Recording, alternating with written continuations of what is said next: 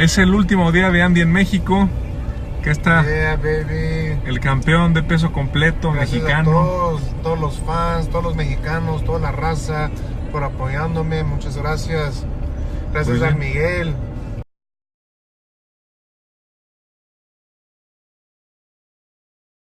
So, Andy Jr. is back in America, man. He actually had a great time in Mexico, I must say. He was treated like a king over there. And people are just hagging right now whether he's bigger than Canelo or not. In my opinion, it's still not even yet at Canelo's level in terms of popularity and fame and revenue, stuff like that. But if he manages to keep his head up, it will be at that level. You know what I mean? Because right now, his profile has risen rapidly. So, now let's talk about what Andy Jr. stated after he got back from Mexico. He said that in a rematch, he's going to beat Anthony Joshua easier this time around. And I personally disagree with such statements, because I feel like Ruiz Jr. is starting to look ahead of himself. One thing Ruiz Jr. is not considering is that he's not considering whether Joshua got concussed 8 days prior to the bout. He's not considering that. But he doesn't have to consider it because at the end of the day, he's a father, so he has nothing to lose. And Ruiz Jr., when he fought Joshua, had nothing to lose. That's why he came forward and started trading with Joshua. This time around, he has something to lose. So both Ruiz Jr. and Joshua has something to lose. But Ruiz Jr. becoming a world champion, the first Mexican-American heavyweight champion. I will say Mexican-American, not Mexican, because he was born and bred in America, okay? He was born and bred in America, so that makes him Mexican-American according to the American Constitution, right?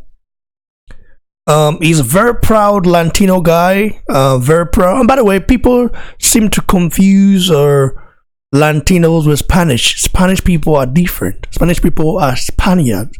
They come from Europe. The south of Europe. I've lived there before in Spain, Barcelona. So they are Spanish. They colonized Mexico, Argentina, all those Latin American countries that speak Spanish. They colonized them. And by the way, in Spain, they actually say Castellano, not Espanol. You understand? But some of them say Espanol, but the way to say it is Castellano. Okay, you can also say Espanol. Doesn't really matter anyway. Because I remember when during my days back in Spain, you know, when someone approached me, they always say hablas Castellano. They don't say hablas Español. You know, so I tend to got my knowledge from there. So, by the way, let's continue. Ruiz Jr., very proud Mexican, you know, un mexicano muy orgulloso de su país. He's very proud of his heritage. Not really proud of America like that, but very proud of Mexico.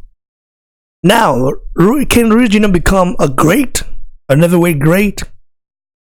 Well, you know, fame has its own benefits, and fame also has its own bad side or disadvantages. Disadvantages. The advantage of fame is starting to show right now in Andy Ruiz Jr.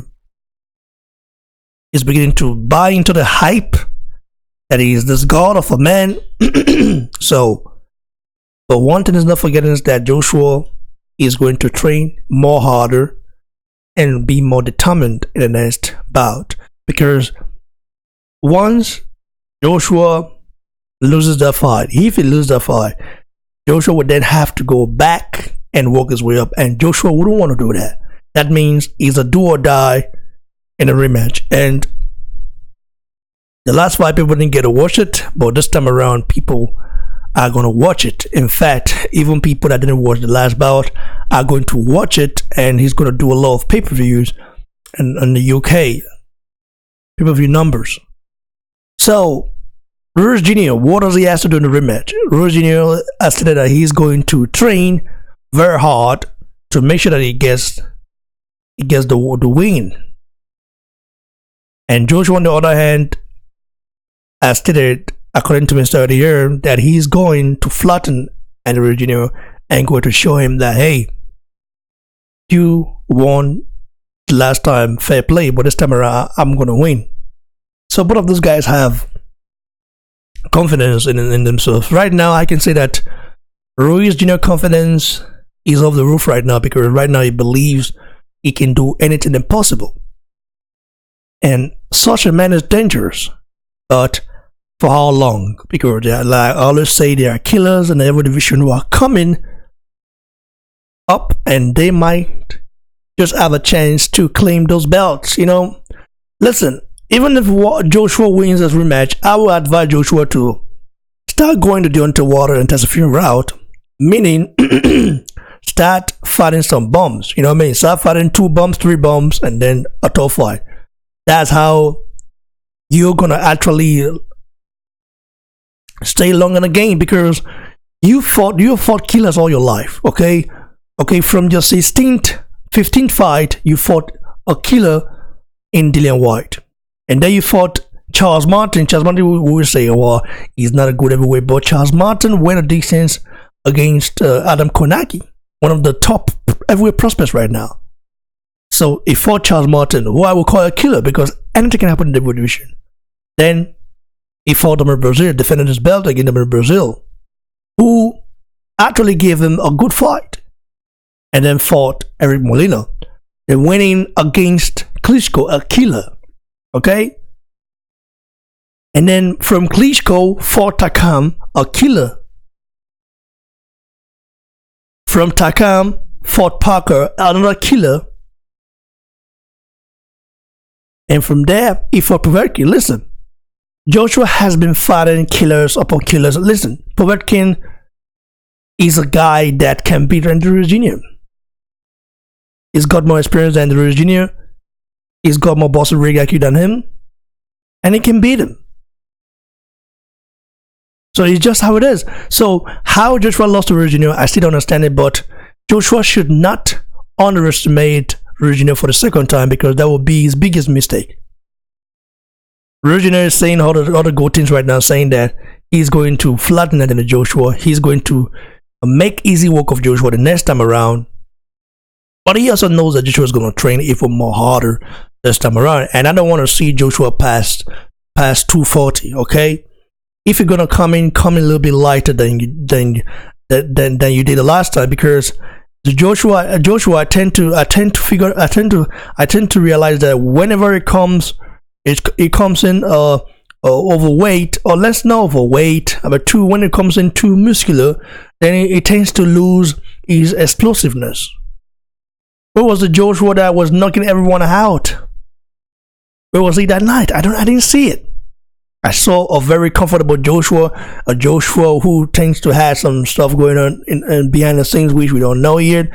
And we've heard rumors, we still don't know yet. So listen, Ruiz is a very confident guy, and I cannot hate this guy. Listen, I cannot, even though he says some stuff that I don't like, you know what I mean, some stuff is said behind the scenes. I don't want to say it now, I don't want to expose the guy, but I don't hate the guy, because the guy, at the end of the day, he's a nice guy, and he came from nothing. He came from the bottom.